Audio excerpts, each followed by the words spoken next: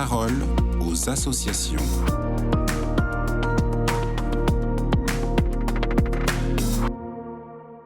Bonjour à tous, bienvenue dans La Parole aux associations. Je suis avec Florence Gros, directrice de l'OCH, l'Office chrétien pour les personnes handicapées. Aujourd'hui, Florence, vous souhaitez nous parler d'un sujet sur la gratuité dans le service. On vous écoute. Depuis sa fondation, l'OCH n'agit que grâce à des dons. L'OCH ne reçoit aucune subvention publique. C'est une première cause d'émerveillement. L'OCH a toujours été soutenu par des bénévoles. Sans eux, la fondation n'aurait pas pu se développer. C'est une deuxième cause d'émerveillement. À l'OCH, la gratuité du geste est une réalité. Le journal La Croix a récemment révélé les résultats d'un sondage de l'IFOP sur les bénévoles en France. Je n'ai pu m'empêcher de penser à tous nos bénévoles, d'autant plus qu'il y a quelques jours, le 5 décembre dernier, c'était la journée mondiale des bénévoles qui sont plus de 15 millions à œuvrer dans le paysage associatif français. Ils méritent bien une journée. Dans le sondage de l'IFOP, j'ai trouvé très intéressant ce lien entre vie de foi, pratique religieuse et engagement. D'après l'étude, la fréquence à laquelle les interrogés pratiquent leur religion influe sur leur bénévolat.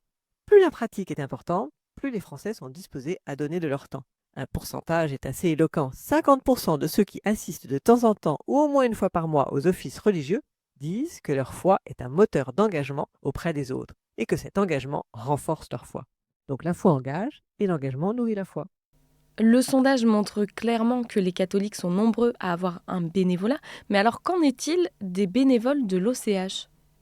Nombreux sont catholiques. Comme beaucoup de nos donateurs, ils sont sensibles au fait que la Fondation conduise son action à la lumière de l'Évangile et qu'elle témoigne de la dignité, de la fécondité et des talents de toute personne, quel que soit son handicap et ses fragilités. Ils donnent donc de leur temps et de leur énergie au service d'une cause qui leur est chère.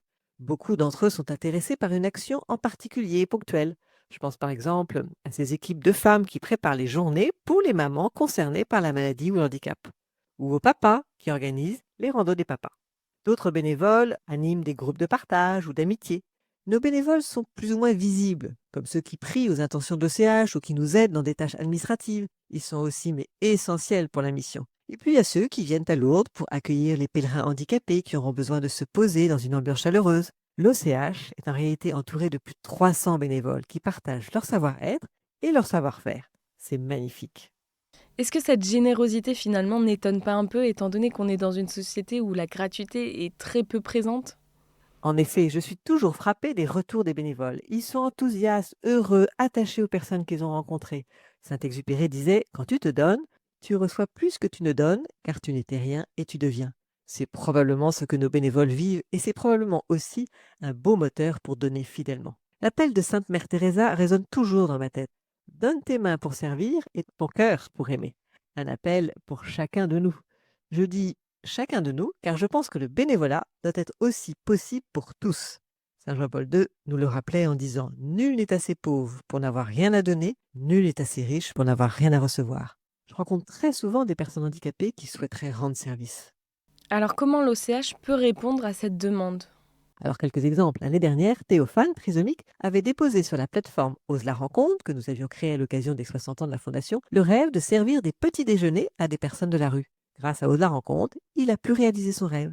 Nous sommes tous appelés à nous donner. Le Christ lui-même nous en donne l'exemple. Le Fils de l'homme n'est pas venu pour être servi, mais pour servir, en Matthieu 20. Chaque année, lors des sessions que l'OCH co-organise avec la communauté de l'Emmanuel, des dizaines de personnes handicapées se rendent à Paray-le-Monial. L'OCH s'attache à ce que chaque personne puisse participer aux différents services que la session propose, au self ou au bar, pour la liturgie ou la chorale ou ailleurs. Les fruits de ces bénévolats sont tout simples et incroyables. Permettre à une personne handicapée d'aider, elle aussi, c'est l'autoriser à goûter la joie de servir, mais aussi permettre à d'autres d'être touchés par leur présence au milieu du monde. Comme on peut le lire dans la lettre aux Hébreux, soyons attentifs les uns aux autres pour nous stimuler à vivre dans l'amour et à bien agir. Merci beaucoup Florence pour ce partage. Je rappelle qu'on peut retrouver toutes les informations sur votre site internet och.fr. Je vous souhaite une très belle journée et à bientôt pour une nouvelle chronique.